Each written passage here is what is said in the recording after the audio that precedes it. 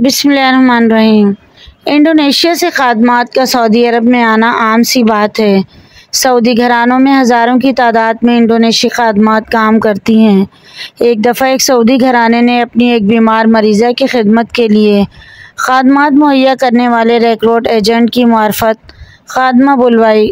खादमा ने घर में काम करना शुरू कर दिया। घर की मालकिन ने चंद दिन के बाद गौर किया कि खादमा चुपचाप और उदास सी रहती है। इसने ये भी महसूस किया कि छुप छुप कर रोती भी रहती है।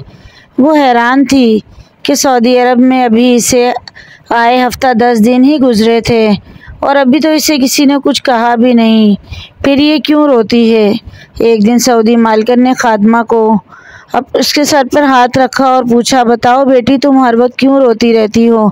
तुम्हारी आंखें हर वक्त क्यों सूजी रहती हैं? ये सुनकर वो ज़ारो कतार रोने लगी और टूटे फूटे अल्फाज में बताया कि मैं एक मुद्दत से सऊदी अरब आने की कोशिश कर रही थी। एजेंट को रकम और पासपोर्ट जमा करा रखा था। इसी दौरान मेरी शादी हो गई, वक्त गुजरता गया।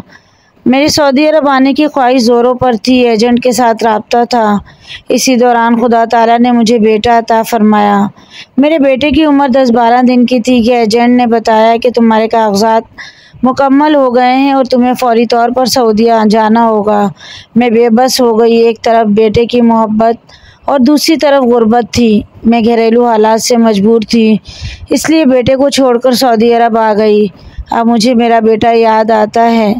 मैं इसकी मोहब्बत में दीवानी हो गई हूँ। इसे याद करके रोती रहती हूँ। सऊदी मालकिन ने एक लंबी आह भरी कुछ सोचा।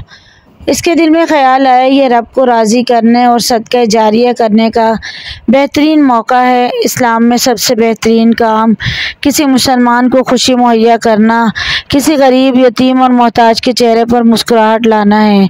फिर इसने एक अजीबोगरीब फ़ैसला किया। वो फ़ौरन उठी, अपनी खादमा को साथ लेकर अलमारी के पास गई और जितनी इसकी तनख्वाह थी 2 साल की तनख्वाह का हिसाब लगाया, रकम निकाली और इसे खादमा के हवाले करते हुए कहने लगी, ये 2 साल की तनख्वाह पकड़ो, मैं भी तुम्हारी सीट बुक कराती हूँ। तुम फ़ौरन इंडोनेशिया रवाना हो जाओ।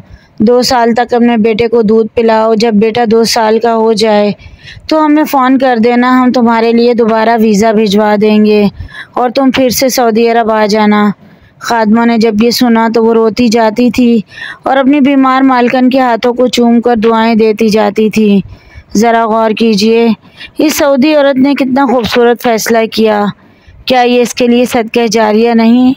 इस किस्म के फ़ैसले इंसान को इंसानियत के बुलंद मकाम पर फाइज कर देते हैं और हक़ ताला के नज़दीक इसके मर्तबे को बहुत बढ़ा देते हैं। फिर दिलचस्प बात यह है कि ये खादमा सिर्फ़ इस मालकिन खातून ने खुद अपने लिए बुलवाई थी, जो खून के कैंसर में मुब्तला थी, ताकि इसकी खिदमत कर सके। जब सऊदी खातून ने अपनी मुलाजमा को रुखसत करने लगी तो बेटे ने कहा, अम्मी जान, आप बीमार हैं, आपके लिए तो इसे बुलाया था, आप इसको वापस भेज रही हैं। तो इस खातून ने कहा, मैं गुजारा कर सकती हूँ, अस्पताल में इसका बाकायदा मुआयना होता है।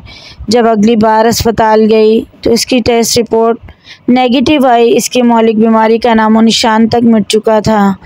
डॉक्टर हैरान थे कि इस स्टेज तक पहुंचने के बाद ये टेस्ट नेगेटिव कैसे आया।